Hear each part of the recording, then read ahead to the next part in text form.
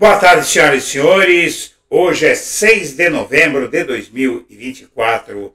São 19 horas. Minha amiga, meu amigo, quem duvidou não precisa duvidar mais. O fato é o seguinte: nesta sexta-feira, dia 6 de novembro, está selado o destino de Jair Bolsonaro. Se faltava alguma coisa para que isso estivesse plenamente justificado e pacificado, agora não resta mais nada. O que é que acontece? Houve um julgamento no STF que já tem maioria formada contra o Bolsonaro.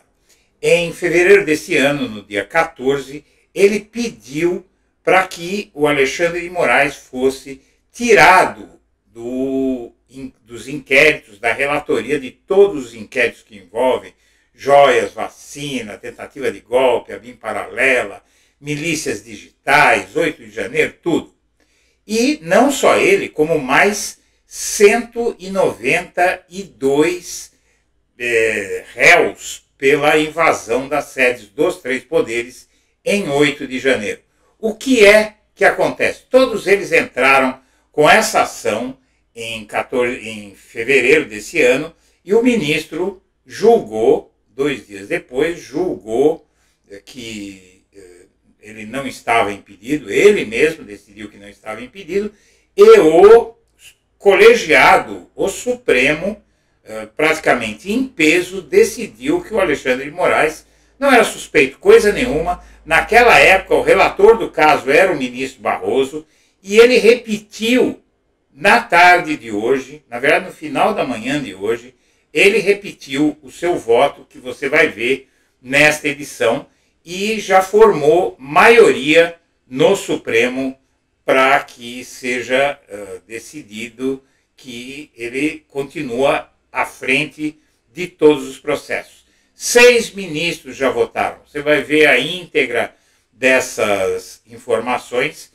daqui a pouco, mas eu faço esta intervenção, eu venho aqui falar com você, porque tem uma notícia muito boa. Na verdade, esse julgamento de hoje, que foi provocado pelo Bolsonaro, ele já demonstrou, basicamente, que está antecipado o resultado desse julgamento. As provas, todos nós sabemos que há uma quantidade imensa de provas. Todos os juristas têm dito, a prova de tudo quanto é jeito, a prova testemunhal, a prova material, a prova em vídeo, a prova em áudio, a prova em documento, há papéis assinados, sem assinatura, todo tipo de prova que você pode imaginar existe nesse caso. E agora, se faltava alguma coisa, não falta mais nada, porque a maioria dos ministros do Supremo Tribunal Federal decide que o Alexandre de Moraes continua à frente da relatoria.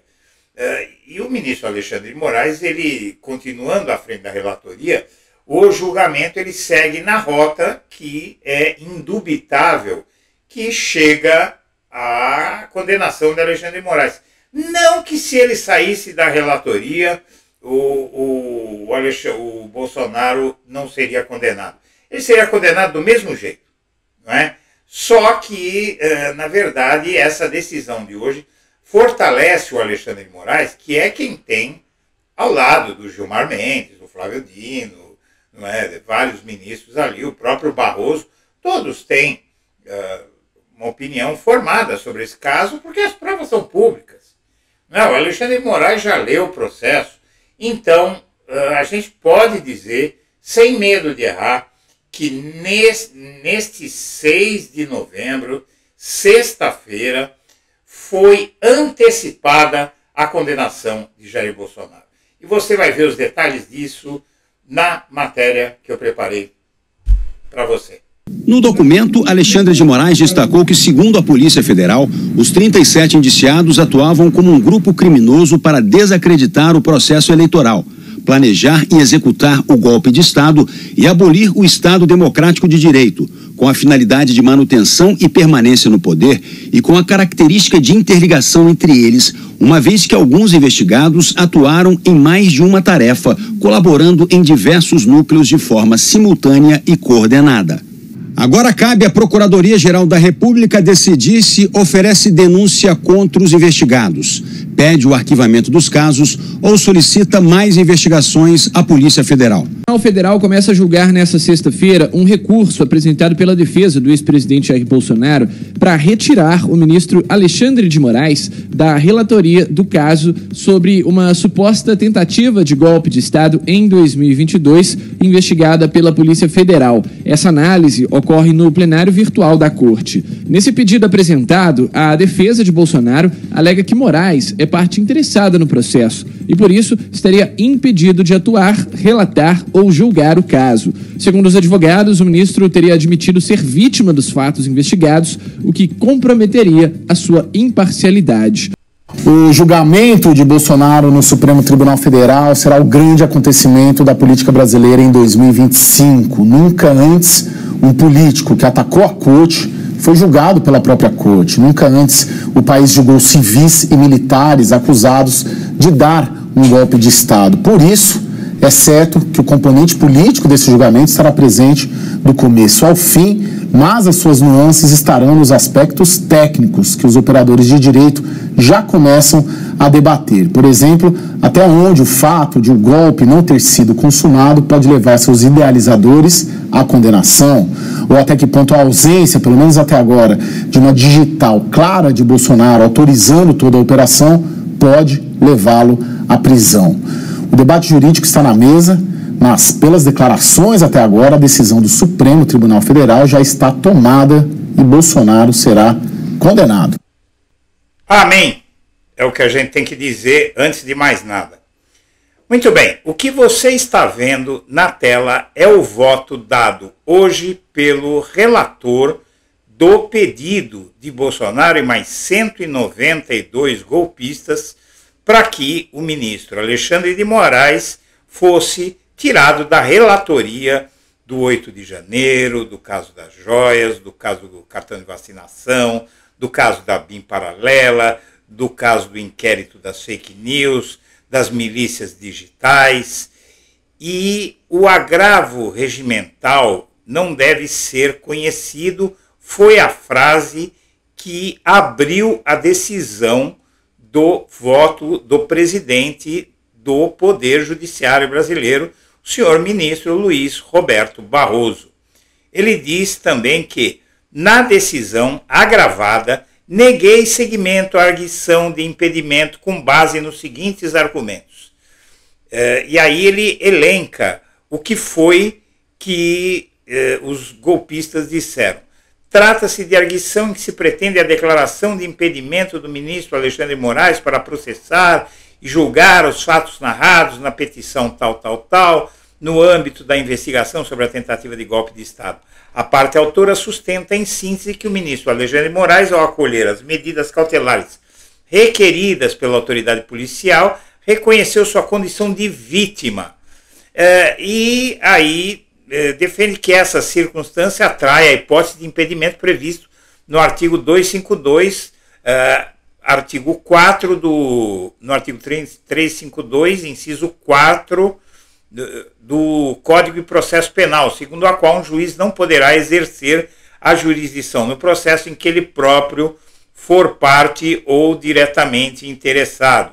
Só que no artigo 254 diz o seguinte: a menos que aquele que ele estiver julgando tenha provocado, tenha dado demonstrações de que pretendia confrontar o juiz para torná-lo incompetente, vamos dizer assim, ou suspeito para julgar o caso. Mas o Barroso ele vai mais longe. Ele explica o seguinte: com esses argumentos, o autor postula ao final o reconhecimento do impedimento do ilustríssimo ministro relator Alexandre de Moraes para processar e julgar os fatos narrados na petição 12.100-DF, bem como a declaração de nulidade de todos os atos praticados pelo ministro, impedido nos artigos 285 do RI-STF, Regimento Interno do STF, com a consequente remessa imediata do procedimento ao juízo competente. É o relatório decido. O artigo 252 do Código de Processo Penal estabelece o seguinte: o juiz não poderá exercer jurisdição no processo em que, aí é o Barroso falando, tiver funcionado seu cônjuge ou parente consanguíneo ou afim em linha reta ou colateral até o terceiro grau, inclusive como defensor ou advogado, órgão do Ministério Público, autoridade policial, auxiliar da Justiça ou perito. Segundo, ele próprio haver desempenhado qualquer dessas funções ou servido como testemunha. Terceiro, tiver funcionado como juiz de outra instância, pronunciando-se de fato de direito sobre a questão. Quarto, ele próprio ou seu cônjuge ou parente consanguíneo ou afim em linha reta ou colateral até o terceiro grau, inclusive for parte ou diretamente interessado. A jurisprudência deste Supremo Tribunal Federal, diz o Barroso, é pacífica no sentido de que a parte deve demonstrar de forma objetiva e específica as causas de impedimento previstos, taxativamente no artigo 252 do Código de Processo Penal. Nesse sentido, agravo regimental na arguição de impedimento a alegações subjetivas e genéricas da parte que não se mostram suficientes, isso é a fala que nega o pedido, da parte que não se mostram suficientes para configurar o impedimento arguido, elementos probatórios colacionados insuficientes para demonstrar a alegada existência de direito na causa. Então, aqui é muito técnico, não é? É um voto curto, de 5 páginas, mas vamos ler aqui só o final, tá? Ponto 4º, o 4º ponto. As razões apresentadas no recurso tampouco infirmam, ou seja, não confirmam os fundamentos que justificaram a negativa de seguimento à arguição de impedimento. Como se disse, os fatos narrados não caracterizam situações legais que comprometeriam a parcialidade do julgador para o legítimo exercício da jurisdição. No recurso, a parte requerente continuou sem demonstrar de forma clara, objetiva e específica a existência de situação de parcialidade do Alexandre de Moraes, basicamente. Por outro lado, a simples alegação de que o ministro Moraes seria a vítima dos delitos em apuração não conduz ao automático impedimento de Sua Excelência para a relatoria da causa, até mesmo porque os crimes de abolição violenta do Estado Democrático de Direito e tentativa de golpe de Estado têm como sujeito passivo toda a coletividade, o país inteiro, e não só o Moraes. Os crimes praticados pelo Alexandre de Moraes e pelos outros 192 patetas que agiram a mando dele, eles simplesmente não é um crime contra o Moraes. Eles queriam dar um golpe no país, não no Moraes. Eles não queriam a cadeira do Moraes no STF. Logo, se fosse acolhida a tese suscitada pela defesa, todos os órgãos do Poder Judiciário estariam impedidos de apurar esse tipo de criminalidade contra o Estado Democrático de Direito e contra as instituições públicas.